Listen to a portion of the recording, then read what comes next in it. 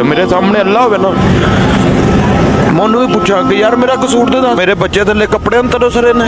ਜੇ ਹੈ ਕਿਸੇ ਦੀ ਰੱਬ ਦਾ ਕਰ ਸਾਈ ਤਾਂ ਮੈਨੂੰ ਉਹ ਬੰਦਾ ਮਿਲਾ ਦਿਓ ਯਾਰ, ਮੈਂ ਉਹਦੇ ਪੈਰ ਪਾੜ ਲੈਣਾ, ਮੈਨੂੰ ਮਾਫ ਕਰ।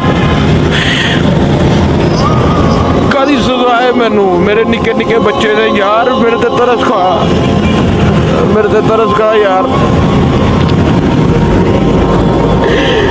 ਮੇਰੇ ਤੇ ਤਰਸ ਖਾ ਯਾਰ, ਮੈਨੂੰ ਮਾਫ ਕਰ ਦੇ, ਮੈਨੂੰ ਮਾਫ ਕਰ ਦੇ। ਇਹ ਤੋਂ ਲੈ ਕੇ ਹੁਣ ਤੱਕ ਅਸਲੋ ਈਮਾਨ ਮੇਰੇ ਬੱਚੇ ਬਾਰ ਬਾਰ ਖਿੜਕੀ ਤੋਂ ਥੱਲੇ ਦੇਖਦੇ ਸਨ ਕੱਪੜੇ ਵਾਸਤੇ। ਮੇਰੇ ਘਰ ਬਿਜਲੀ ਦਾ ਬਿੱਲ ਆਇਆ 4,500 ਰੁਪਇਆ, ਪੌਣੇ ਮਰਲੇ ਦਾ ਮਕਾਨ ਹੈ, ਮੇਰੇ ਕੋਲ 4,500 ਰੁਪਇਆ। ਆਇਆ ਯਾਰ ਹੁਣ ਕਿੱਥੇ ਗਏ ਤੂੰ? ਆਇਆ ਥੱਲੇ ਆ ਸਾਹਮਣੇ ਤੇ ਆ ਯਾਰ, ਮੈਨੂੰ ਦੱਸਾਂ ਕਿਸ ਹਾਲਾਤ 'ਚ ਜੀ ਰਿਹਾ ਹਾਂ ਮੈਂ।